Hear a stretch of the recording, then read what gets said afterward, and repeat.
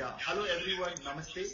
This is a very impromptu kind of a broadcast. I'm happy that me and Dr. Kota are coming back again together.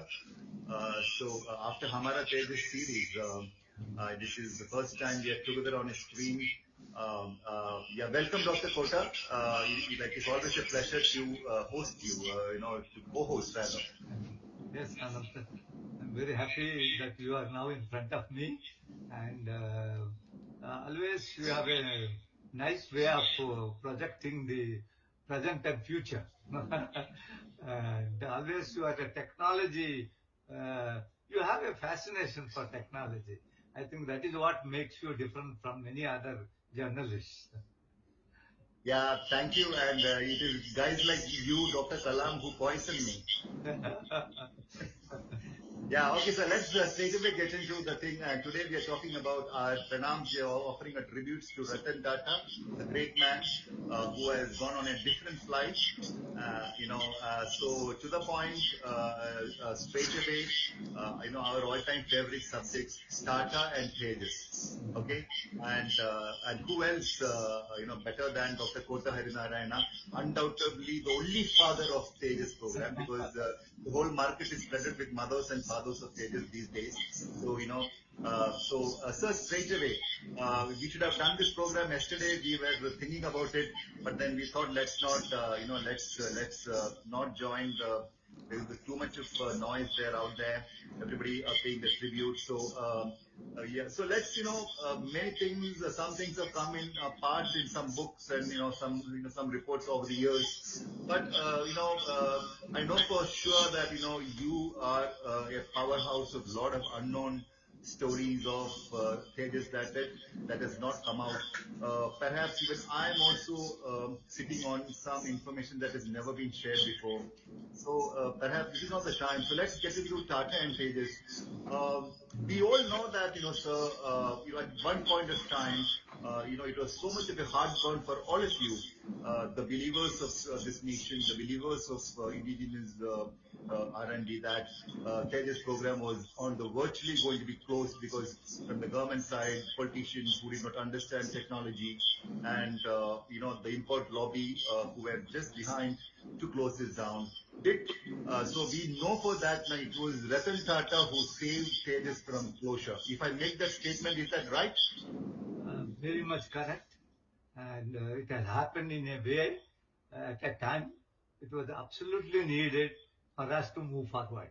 We wouldn't have seen Tejas at all, but for his timely intervention. If you see, Ratan Tata is a revered figure, and he has been associated with aviation for a long time. Like J.R.D. Tata is a successor to J.R.D. Tata.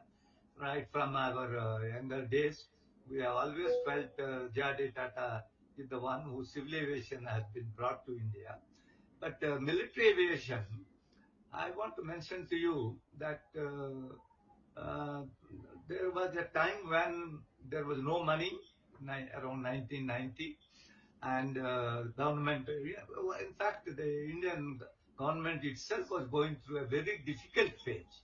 Okay, while we discussed with the Indian Air Force and we came to an understanding that the development of light combat aircraft will be done in two phases. First phase, we said, Air Force said, you demonstrate all the key technologies on a flying aircraft, on an actual light combat aircraft, and subsequently full-scale development, what you call authorization will be given by Air Force, and from Air Force to Indian Air Force. But by the time all this happened, India went through a very difficult phase. And there was no money in the country, so we didn't get any money. And the little 500 and odd crores which were there, we are managing with that small money, and money was coming to an end. In 1990, when Anand Krishnan, Mr. Sharad Pawar became the defense minister, somewhere in the middle of 1991. And he constituted a committee with stalwarts like Ratan Tata, Rahul Bajaj, and some of the key Air Force officers and others, with a view to take a decision whether we should continue with the LCA project or we should short close it. It was a very, very important time, okay? And Sharad Pawar, not only the committee came, Sharad Pawar himself came to Bangalore. And they all came together. They spent about 8 to 10 hours reviewing the LCA project. They visited Tata, they visited ADE, they visited HL, they visited GTRE, they visited many other like NL and all that. And I think toward the evening or so, uh, uh, they seen whatever they wanted to see, and we were very open. We showed them whatever we could show them. And then Sharad Pawar had a meeting, and then he said to all the members that after a week we'll meet in Delhi, and then each one of you could tell me what was your impression and whether we should continue with the light combat aircraft project or we have to short close it. Okay. My understanding is at that time Sharad Pawar and Suresh Kalmadi, Suresh Kalmadi was pretty close to Sharad Pawar, and right through Suresh Kalmadi was opposing the light combat aircraft project. I really could never understand why it was like that. But he was consistent. Every session of the parliament, he was opposing it. I have a feeling he must have briefed Sharad Pawar that we must review this project and we must close it. I think that was. You mean to say Suresh Kalmari? Yes, yes, it is Suresh Kalmadi. No, just to interrupt you, and what does he know about military aviation? I don't know. I don't think he knows, but he was consistently opposing the LCA program, and he was making a statement every session of the parliament that this project. Was he an agent of an import lobby? I don't know, but the way he was talking, it gives an impression that he was keen to close the project without any valid, what you call, substantiation of anything. But Sharad Pawar felt possibly that there should be a review, and the review should take a decision. He was a very seasoned person. He had enough knowledge about how to go about a particular major program. So after a week, as he stated, the committee met, and I was there in the meeting. Dr. Arunachal was also there in the meeting, and Sharad Pawar started the meeting requesting Ratan Tata what his recommendation would be. Ratan Tata made a statement. The 1 day trip we made to Bangalore, visited Tata and all the work centers. The kind of technology that the LCA team developed was extraordinary. He used the word extraordinary, and he was mighty impressed, mighty surprised to the level of technologies that have been developed by the team. Having said that, he made a statement, it will be a shame if government of India closes this project. Okay? Then after him, the other members were also there. Each one of them echoed the sentiment or the statement of Ratan Tata. But the man who started the whole statement was he, including the Air Force team. The only person who said the project should be closed was Suresh Kalmadi. He said they have done excellent work, but project should be closed. There was no correlation between the first statement and the second statement. If they have done excellent work, why the project should be closed? Okay. So and when Suresh Kalmadi said this, what did you say? You could have, did you? Kalmadi said, I appreciate they have done excellent work, but the project should be closed. No, but what did you? How did you react? How did the young Cotton? We know you're a vibrant leader. So how did you react? No, I allowed every one of them to make a statement, and when Suresh Kalmadi made the statement, I told him if the team has done outstanding work, how do you say that the project should be closed?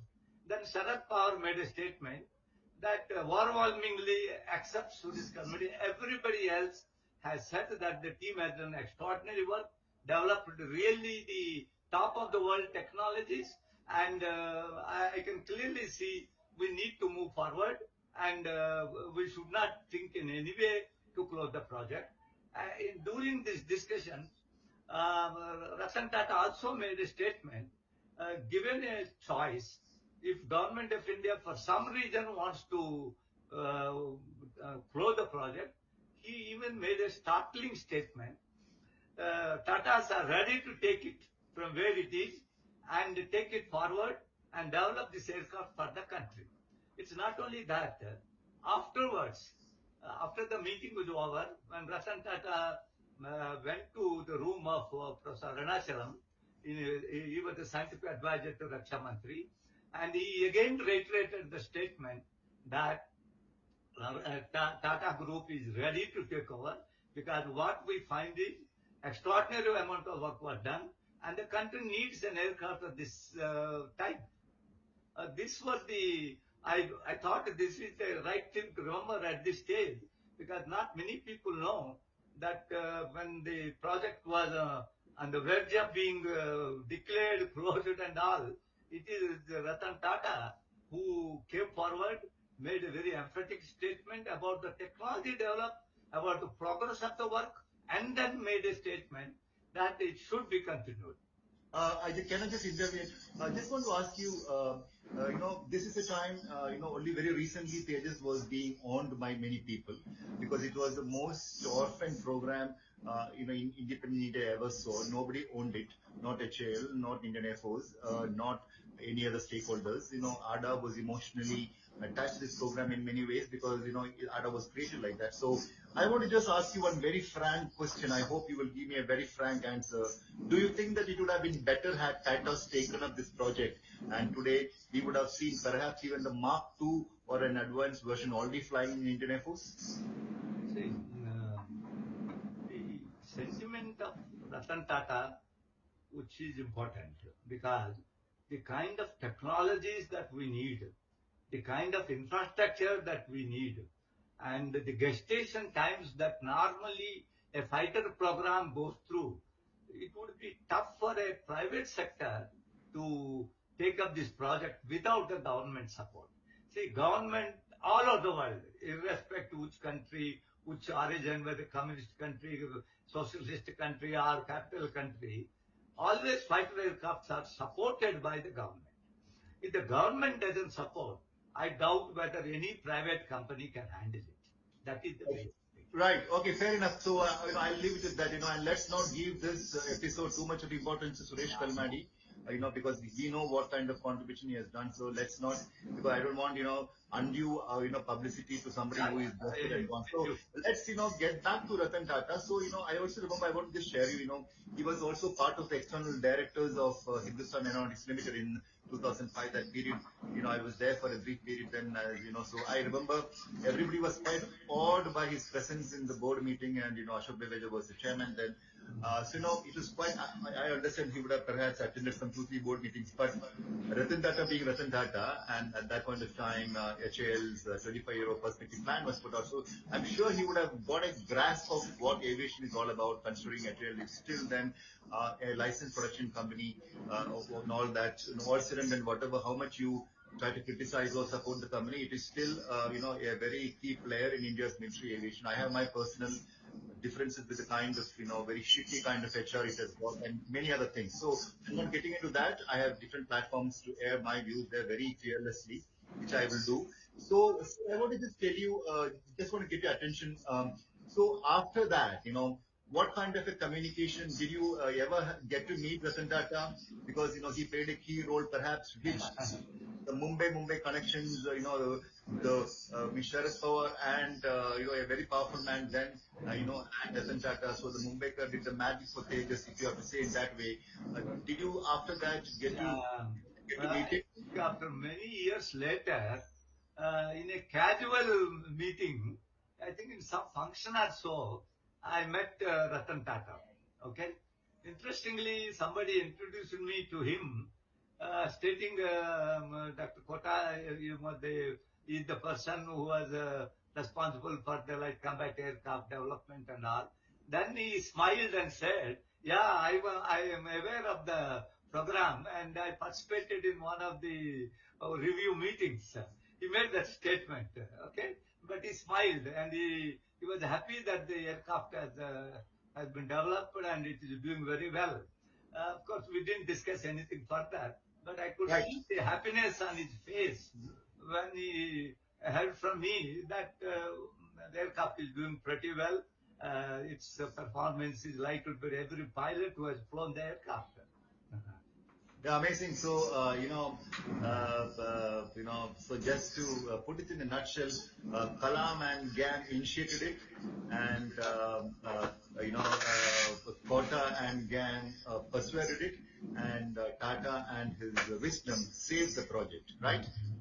That I want to also give credit to Professor Arunachalam, who under very, very tough, what you call conditions, he folded the responsibility to, what you call, pilot the project and get the initial approval. It's not easy in a country like Right, India. sir. So, let's the history of Tejas. Of course, we have talked about it. People, I think an overdose of Tejas already there, and of course, we did the Hamara Tejas program. Let me just quickly, because I need to, that because of our event in Trivandrum, the Gurukala Memorial Lecture, I need to travel to another city in the next half an hour, and then come back to Trivandrum. So quickly, sir, on a supersonic mode, can you please give us an update about what's happening with Tejas Mark 1A? Why is that there is so much of negative publicity? Of course, HAL is trying to hide under the engine thing now, blessing in disguise. But then my sources tell me that the engine thing will be sorted out.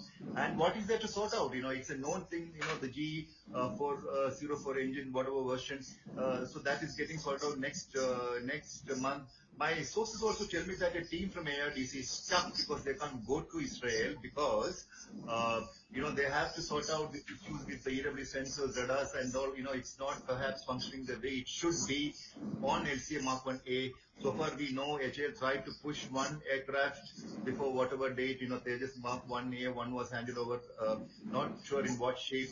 The second aircraft is getting ready, but there is a delay. So what are your friends in ADA telling you? Where does Tejas Mark 1A stand now? See, it is a digital aircraft. There is nothing analog in this aircraft. And a massive amount of software, hundreds of equipment are to be integrated. And this is a kind of a challenge. Whenever you bring new radars, new sensors, new EW equipment and all that, this challenge would be there.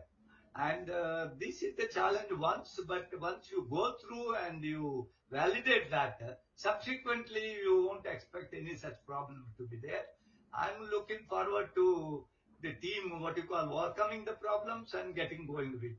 Engine and all are side problems. I don't consider that as a major. No, but the kind of, because unfortunately, because of the low levels of knowledge on this particular program among the media, so the engine delay is being put out as something huge thing, because everybody knows what is the delay. We know who is going to give the engine. It's just that some nitty-gritties to be worked out. But to me, as a person who is tracking it, it's more than beyond the engine. There is a big story. Nobody wants to talk, and of course, people want to hide things under the carpet. And this team is tough to hear because they can't go to Israel because of the conflict. But I must also tell you whether I think, because you can't believe the sources, because I understand my friends, in the business of military, that in fact Israel has doubled their production of their weapons, isn't it? Yeah. Israel has problems. That is not the issue. But, interfaces, integration and all up to what you call so many equipment is a challenge. And I think the team is going through the challenge, and all. Once that problem is solved, and they should be able to move forward. Yeah, sir, I must also tell you, no. Personally, I think, seriously, because there are too many, I would say, cooks spoiling the broth kind of a thing, because Tejas Mark 1 has seen this kind of thing, the different stakeholders and HAL versus, how things are. I know that for the sure you wouldn't comment on that. Now it has come to Tejas Mark 1A, it will come to Tejas Mark 2, it will come on TEDBF, different programs, because there is an issue, as, once Dr. Kalam has told me, and you are aware of that, you were also there, not directly a part of that, but you were in that business that, people perhaps should stop their mercenary approach for the benefit of the program. Sir, yeah, what update can you give on the LCA Air Force Mark II? See, uh, though we call it as LCA Mark II, it is a much bigger aircraft and it has much higher weapon load capability. And it has the state-of-art sensors and weapons and all that kind of a thing.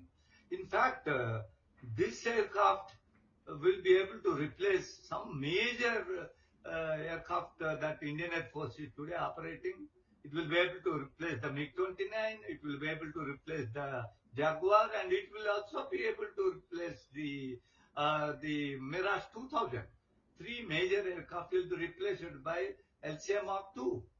The only other aircraft which will remain, which need to be replaced, will be Su-30. And So what's the update about the program, sir? I find that the team is working really round the clock, and they are bringing all the players together. Parts fabrication going on in good speed, and all the equipment is also getting ready.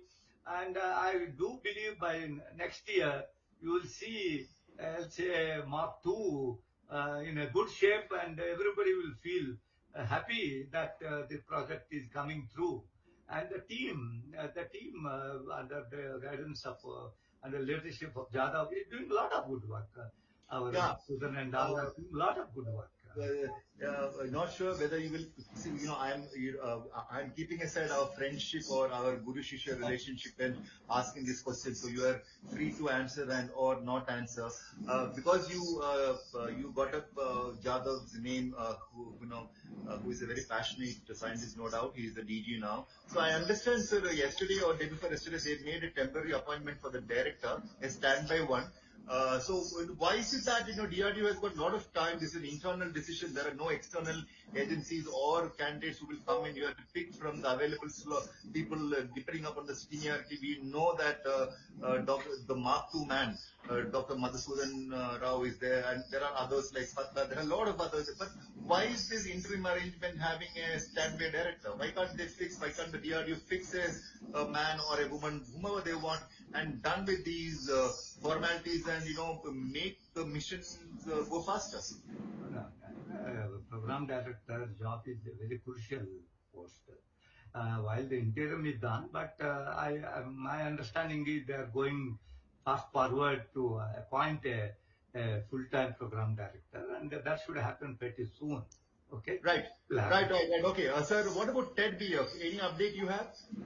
It's still in the design phase. Okay. And but they're all pretty confident that it is a TEDBF is also a stealth aircraft. Okay, operating from the carrier, takeoff and landing from the carrier. And but I do believe and I do feel that Indian Navy will think about at least a few of the single engine naval aircraft to be inducted, because that will give them valuable experience, valuable inputs, and it will also be a thing that Indian Navy will feel happy about it.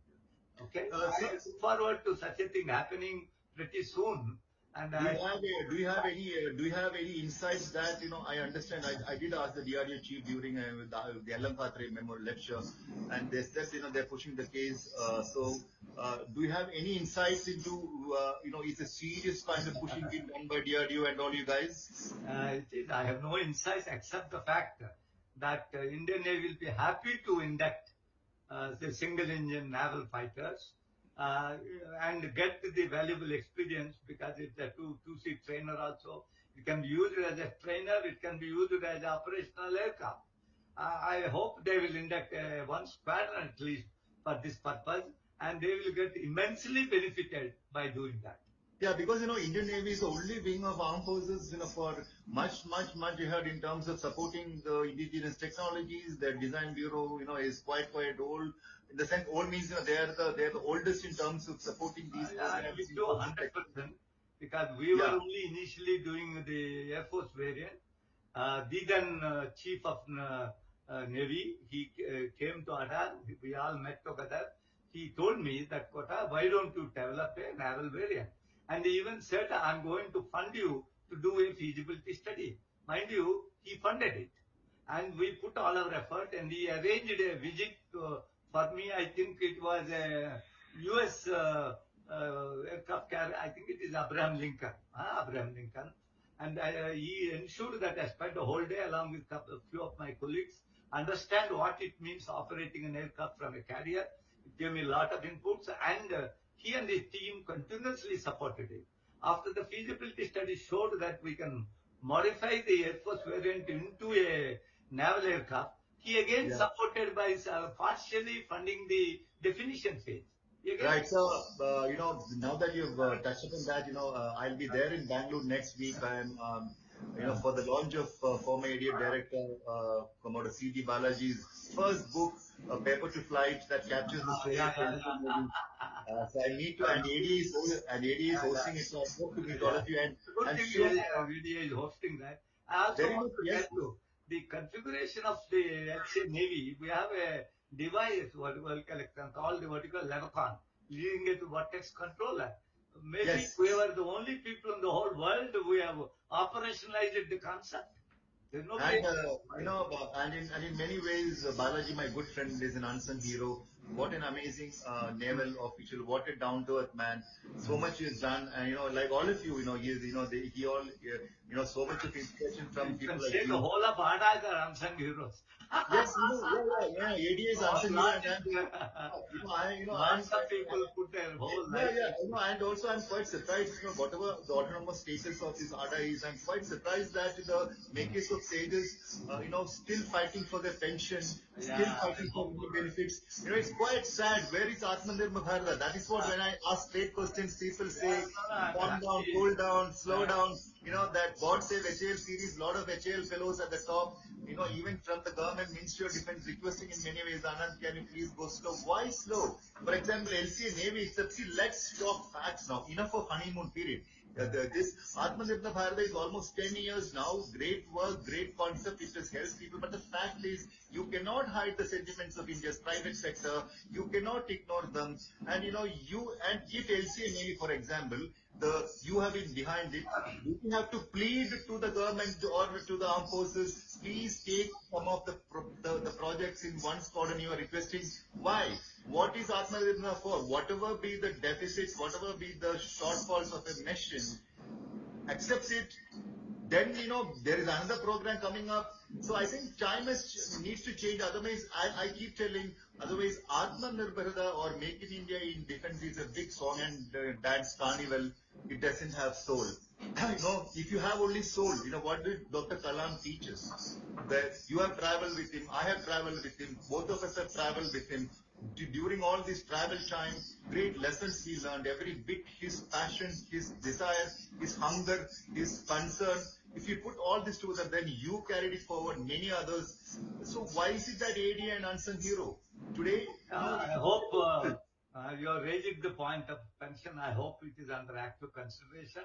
I hope it is going to happen pretty soon. No, sir, I want to ask you, anywhere in the world, I must intervene because I am quite upset because if you take the case of ADA, how many programs? Mark 1, Mark 1 upgrade, then Mark 1A, Mark 2, TEDBF, AMCA, so many programs, including the unmanned combat aircraft program also initiated at Tata. Yeah, and then is taking it forward. I'm very happy about it. So, whole lot of combat aircraft in India are now being addressed by this team. No, sir, the time has come for trying to be sentimental statements. A lot of people make. Let's keep the hard reality. An organization that is creating, that is working really hard. Look at the way Dr. Masood Rao and are slogging. Even Patnavati. So many scientists. I know. And Sundays, night 11 o'clock, 12 o'clock, then come back in the morning. They are outstanding. They are outstanding people. They are outstanding scientists, outstanding engineers, and the contribution is extraordinary. I am quite surprised. Very recently, this is what because I got busy with and plus my health issues. Dr. Masood Rao went and spoke to a college in Erode some 1.5 months back. Somebody sent me some bits and pieces of the speech just the other day, and I happened to read the text of the speech. see, imagine the kind of knowledge these guys have. So I think the government should take note of all this and make, whatever autonomous, it was created for a purpose, ADA, it has served the purpose nicely. This is, so many families, so many scientists, they have given their life to the nation, to the projects. If X, Y, Z, like DRDO, NAL, HL, if others are getting many benefits, ADA should also get. It's really, really sad that scientists will have to go and beg in front of the government. Any government. I'm a born optimist, and I do believe justice will be done. And Right, sir. So time to wrap up. Any update on AMCA? In fact, I think it is the program which will totally transform the way we operate a fighter aircraft by Indian Air Force, and variant of that is that deck-based fighter, which is Navy, and the kind of technologies that we develop right from LCA Mark 1 onwards. We have been working on stealth technology, and all that has come to a stage now where it will get incorporated in NAMCAM, and it will be an aircraft where the availability of aircraft high, its what you call ability to fight will be high, and its detectability will be so low that people will be amazed with this aircraft's capability. Sir, is it okay to give you, because all these things are known in terms of stealth, I have written many stories, how much of advancement we have gone. I know, very sensitive issue, we can't share. It's very sensitive, I can't have much, but I can only assure you that end-to-end capability has been developed in the country. Right. So where does the program stand as we speak today? The full steam, the team is working on, and the Indian industry will participate in a much, much big way. Private sector, public sector, all the people will be participating in much bigger way. And we do need all this participation because it's a big program. And I'm looking forward to the complete ecosystem getting upgraded in India for all fighter aircraft. I'm also looking forward India becoming a force to reckon with in future for also transport aircraft. Right. So here is, now that you've touched upon Indian industry, and my friends there, all of them keep crying, cribbing because of the kind of skepticism they have. With Aero India dates already being announced, and people like you at the helm of affairs, not of Aero India, but the dons of aerospace, I have a request, sir. You must tell the government, apprise upon the government, and our friend is the Air Chief now, Air Chief Marshal A.P. Singh. We must say that, I think the time has come for the Aero India makers to change the script, the design of the show, and not make it as one chalet show, gift exchange, nothing show, because I think if Atmanirbharta has to be incorporated in its full spirit, then Indian companies should be given a huge discount. Indian startups should be, see, I would want to see an Aero India where Indian companies are all there, not like the huge giants coming with throwing up their money and, just a carnival. That carnival period is over. It is actually a torture on Indian Air Force. I know that they have to stop even their their regular, their training module, their training process at Air Force Station Erhang. It has to be shifted elsewhere.